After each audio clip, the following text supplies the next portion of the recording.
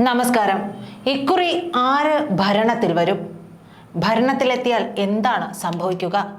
എന്തായാലും ഇക്കുറി ആര് ഭരണത്തിൽ വന്നാലും ഒരു പ്രതികാര നടപടി അത് ഉറപ്പാണ്. കേന്ദ്രത്തിൽ ആര് തന്നെ സർക്കാർ ഉണ്ടാക്കിയാലും സംഭവിക്കാൻ പോകുന്നത് എന്തൊക്കെയാണെന്നതും നാം തിരിച്ചറിയേണ്ടതുണ്ട്. മോദിക്ക് മൂന്നാം തവണയും ഇനിയും ഒരു അവസരം ലഭിക്കുകയാണെങ്കിൽ രാജ്യത്തെ പ്രതിപക്ഷ പാർട്ടികളെ സംബന്ധിച്ച് അത് ചരിത്രത്തിലെ വലിയ പ്രതിസന്ധിയായി തന്നെ നമ്മൾ വിലയിരുത്തേണ്ടതുണ്ട്. പ്രതിപക്ഷം ഭരിക്കുന്ന സംസ്ഥാന ഭരണകൂടങ്ങൾക്ക് വലിയ ഭീഷണിയായും അത്തരമൊരു സർക്കാർ മാറും. കോൺഗ്രസ് ഭരിക്കുന്ന കർണാടക, തെലങ്കാന, ഹിമാചൽ പ്രദേശ് ഭരണകൂടങ്ങൾക്കാണ് ഏറ്റവും വലിയ ഭീഷണി ഉണ്ടാവുകയെന്നും രാഷ്ട്രീയ നിരീക്ഷകർ വിലയിരുത്തുകയാണ്. കോൺഗ്രസിനെ പിളർത്തി ഈ സംസ്ഥാനങ്ങളിൽ രാഷ്ട്രീയ ബദലിനും BJP ഒരുപക്ഷെ ശ്രമിച്ചേക്കും. പശ്ചിമ ബംഗാളിലും കേരളത്തിലും ഏത് പ്രാദേശിക കക്ഷികളെ ഒപ്പം കൂട്ടിയാലും അധികാരത്തിൽ വരാൻ കഴിയില്ല എന്നതുകൊണ്ട് രാഷ്ട്രപതി ഭരണം ഏർപ്പെടുത്തിയാലും അത്ഭുതപ്പെടേണ്ടതില്ല. ഇതിനായുള്ള അവസരങ്ങൾ BJP ഉണ്ടാക്കുമെന്നതും ഉറപ്പു തന്നെയാണ്. എന്നാൽ മറ്റ് സംസ്ഥാനങ്ങളിൽ നിന്നും വ്യത്യസ്തമായ അന്തരീക്ഷം കേരളത്തിൽ ഉള്ളതുകൊണ്ട് പിന്നീട് എപ്പോൾ തിരഞ്ഞെടുപ്പ് നടന്നാലും BJP വിരുദ്ധ സർക്കാർ തന്നെയാണ് കേരളത്തിൽ അധികാരത്തിൽ വരിക എന്നും ഒരു വിലയിരുത്തലുണ്ട്. പക്ഷേ ആ വിലയിരുത്തലിനും അധികം ആയുസ്സൊന്നുമില്ല. കേന്ദ്രത്തിൽ BJPക്ക് തുടർഭരണം ലഭിച്ചാൽ മമതയുടെ തൃണമൂൽ കോൺഗ്രസിനെ വീണ്ടും പിളർത്താനും BJP ശ്രമിക്കും. കേന്ദ്ര ഏജൻസികളെ ഭയപ്പെടുന്ന MLA-മാർക്കും നേതാക്കൾക്കും പിടിച്ചു നിൽക്കുക പ്രയാസമേറെയായിരിക്കും. സമാനമായ സാഹചര്യം തമിഴ്നാട്ടിലും ഉണ്ടാകും. നിലവിൽ അതിശക്തമായ നിലയിലാണ് DMK ഉള്ളതെങ്കിലും 2026 നിയമസഭാ തിരഞ്ഞെടുപ്പോടെ ചിത്രം മാറാനാണ് സാധ്യത. നടൻ വിജയ് നേതൃത്വം നൽകുക TVK എന്ന പാർട്ടി രംഗത്തിറങ്ങുന്നതോടെ DMK കടുത്ത വെല്ലുവിളിയാണ് നേരിടുക. ഇതിനിടയിൽ നേട്ടമുണ്ടാക്കാൻ BJPയും ശ്രമിക്കും. DMK സർക്കാരിനെ വീഴ്ത്തുന്നതിന് ആരുമായും കൂട്ടുകൂടാൻ BJP തയ്യാറാവുകയും ചെയ്യും. 2026 തിരഞ്ഞെടുപ്പ് നടക്കുന്ന കേരളത്തിലും സമാന നീക്കങ്ങൾ BJP നടത്തുമെങ്കിലും അത് വിലപ്പോവാൻ സാധ്യതയില്ല. എങ്കിലും കോൺഗ്രസിൽ നിന്നുൾപ്പെടെ പ്രമുഖ നേതാക്കൾ കേരളത്തിലും BJPയിൽ എത്താനുള്ള സാഹചര്യം കൂടുതലാണ്. രാജ്യത്തിന്റെ വ്യാവസായിക തലസ്ഥാനമായ മുംബൈ ഉൾപ്പെടുന്ന മഹാരാഷ്ട്രയിൽ ഭരണം നിലനിർത്തുക എന്നത് BJPയുടെ അഭിമാന പ്രശ്നവുമാണ്. RSS ആസ്ഥാനമായ നാഗ്പൂർ സ്ഥിതി ചെയ്യുന്ന സംസ്ഥാനമായതിനാൽ RSSും മഹാരാഷ്ട്രയുടെ കാര്യത്തിൽ പ്രത്യേക താല്പര്യമെടുക്കും. ലോക്സഭാ തിരഞ്ഞെടുപ്പിന് തൊട്ടു പിന്നാലെ തിരഞ്ഞെടുപ്പ് നടക്കാൻ പോകുന്ന സംസ്ഥാനം കൂടിയാണ് മഹാരാഷ്ട്ര.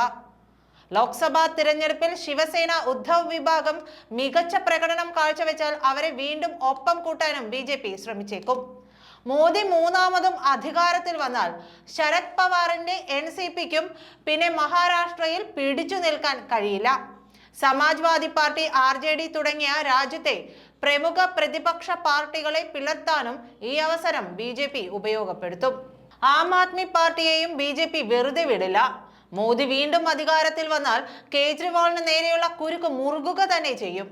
ഡൽഹിയിലെയും പഞ്ചാബിലെയും സർക്കാരുകളെ അസ്ഥിരപ്പെടുത്താനും നീക്കം നടക്കും. ഇതിനു പുറമെ കോൺഗ്രസ് നേതാക്കളെ ലക്ഷ്യമിട്ടും നീക്കങ്ങൾ ഉണ്ടാകും. നാഷണൽ ഹെറാൾഡ് കേസിൽ കേന്ദ്ര ഏജൻസികൾ കൂടുതൽ പിടിമുറുക്കുന്ന സാഹചര്യം ഉണ്ടായാൽ സോണിയാഗാന്ധിയും രാഹുൽ ഗാന്ധിയുമാണ് അകത്താകുക. പ്രിയങ്ക ഗാന്ധിയുടെ ഭർത്താവ് റോബർട്ട് വാദ്രയ്ക്കും കർണാടക ഉപമുഖ്യമന്ത്രി DK ശിവകുമാറിനും എതിരായ കേസുകളുടെ ഗതിയും മാറും. BJP മൂന്നാം വട്ടവും അധികാരം പിടിച്ചാൽ പ്രതികാരദാഹിയായ ഒരു സർക്കാരായി അത് മാറുമെന്ന് തന്നെയാണ് രാഷ്ട്രീയ നിരീക്ഷകരും കരുതുന്നത്. ഏകീകൃത സിവിൽ കോഡും ഏകീകൃത തിരഞ്ഞെടുപ്പും ഉൾപ്പെടെ BJP പ്രഖ്യാപിച്ച മുഴുവൻ അജണ്ടയും മോദിക്ക് മൂന്നാം ഊഴം ലഭിച്ചാൽ നടപ്പാക്കപ്പെടും. ഇതോടെ രാജ്യത്തിന്റെ ഇതുവരെയുള്ള രാഷ്ട്രീയ ചരിത്രം തന്നെയാണ് പൊളിച്ചെഴുതപ്പെടുക. മോദി വീണ്ടും വന്നാൽ ഏകാധിപത്യത്തിലേക്ക് രാജ്യം പോകുമെന്ന് പ്രതിപക്ഷം തുടർച്ചയായി മുന്നറിയിപ്പ് നൽകുന്നതും ഇതുകൊണ്ട് തന്നെ. BJPക്ക് ഭരണം കിട്ടിയാലുള്ള ചില സാധ്യതകളാണ് ഇതൊക്കെയെങ്കിൽ പ്രതിപക്ഷ സഖ്യത്തിന് ഭൂരിപക്ഷം ലഭിച്ചാൽ എന്താണ് സംഭവിക്കുക എന്നതുകൂടി ഇനി നോക്കേണ്ടതുണ്ട്. ഇന്ത്യ സഖ്യം അധികാരത്തിൽ വന്നാൽ ആദ്യം അവർ സ്വീകരിക്കാൻ പോകുന്ന നടപടി വിവിധ കേന്ദ്ര ഏജൻസികളിലെ പൊളിച്ചെഴുത്ത് തന്നെയായിരിക്കും. പ്രതിപക്ഷത്തെ തകർക്കാൻ മോദി സർക്കാർ ഉപയോഗിച്ച അതേ ആയുധം ഉപയോഗിച്ച് തിരിച്ച് ആക്രമിക്കാൻ ഇന്ത്യ സഖ്യവും ശ്രമിക്കും. മോദി സർക്കാരിനു കീഴിൽ പ്രവർത്തിച്ച ഉദ്യോഗസ്ഥർക്കെതിരെ നടപടികൾക്കും സാധ്യതയേറെയാണ്. ഇക്കാര്യം മുൻപ് രാഹുൽ ഗാന്ധി ഉൾപ്പെടെയുള്ളവർ തുറന്ന് പറഞ്ഞിട്ടുള്ള കാര്യവുമാണ്. ഇക്കാര്യത്തിൽ ഏകാഭിപ്രായമാണ് മറ്റ് പ്രതിപക്ഷ പാർട്ടികൾക്കുമുള്ളത്.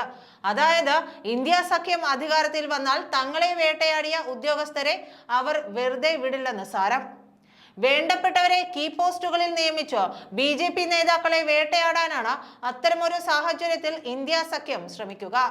മോദിയും അമിത്ഷായും ഉൾപ്പെടെയുള്ളവരെ ലക്ഷ്യമിട്ട ചില നീക്കങ്ങൾ ഉണ്ടായാൽ പോലും അത്ഭുതപ്പെടാനില്ല. ഇതിനു പുറമെ BJPക്ക് ഒപ്പമുള്ള ഘടക കക്ഷികളെ ഒപ്പം കൂട്ടാനും ഇന്ത്യ സഖ്യം ശ്രമിക്കും. ഇതെല്ലാം തന്നെ സാധ്യതകളാണ്. അതായത് BJP അധികാരത്തിൽ വന്നാലും ഇന്ത്യ സഖ്യം അധികാരത്തിൽ വന്നാലും ഇന്ത്യൻ രാഷ്ട്രീയ മേഖലയിൽ വലിയ പ്രത്യാഘാതം തന്നെയാണ് ഉണ്ടാകാൻ പോകുന്നത്. അതാകട്ടെ ഒരു യാഥാർത്ഥ്യവുമാണ്. നമുക്ക് അതിനു നേരെ കണ്ണടച്ചു പിടിക്കാൻ കഴിയില്ല.